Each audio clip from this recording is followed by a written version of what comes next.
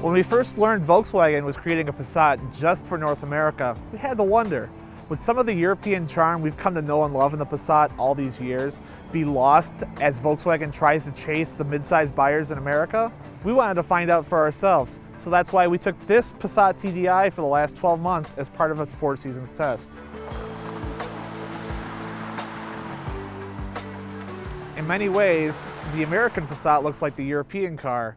The exterior is clean, handsome, and not overly flashy. Some find it a little boring, but its design has grown on us over time, and we suspect it'll age well.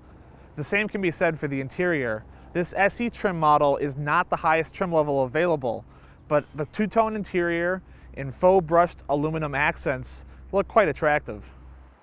One hint that this is the American Passat: the length. It's nearly 4 inches longer than the European model, and as a result, rear seat legroom increases by 1.6 inches. In fact, that rear seat is large enough to seat 2 large adults, like myself, quite comfortably. Better yet, there's plenty of room for all their cargo thanks to a cavernous trunk with 15.9 cubic feet of space. Just watch out for those large gooseneck hinges. Where the Passat TDI truly stands apart from the midsize crowd is under hood. Presently, it's the only midsize sedan available in North America with a diesel engine. And under hood, you'll find a 2-liter turbo diesel 4-cylinder that cranks out 140 horsepower and 236 pound-feet of torque. As most Americans likely will, we replaced the standard 6-speed manual with an optional 6-speed dual-clutch automatic transmission. This combination of the diesel and automatic adds a healthy $4,300 to the price tag, but springing for the diesel pays off in terms of fuel economy. The EPA rates our Passat TDI at 30 miles per gallon in the city, 40 miles per gallon on the highway, and 35 miles per gallon combined. We wound up meeting or besting those estimates. We were quite comfortable on those long trips too, thanks largely in part to a nicely sorted chassis. The dampers are pretty compliant, except on the fiercest of expansion joints. The cabin too is pretty quiet. There's not much diesel noise from the engine, although there's a little bit of wind noise coming from the A-pillars on the highway. Acceleration is adequate, although it does improve in sport mode, but the steering is some of the best we've sampled in the midsize class.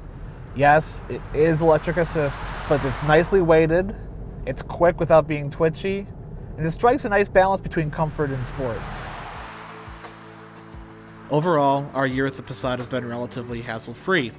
Apart from replacing daytime running lamp bulbs and a fender liner damaged from a chunk of ice in winter, we haven't had to bring our car into the dealer outside of any regular scheduled maintenance intervals. We did, however, need to replenish AdBlue.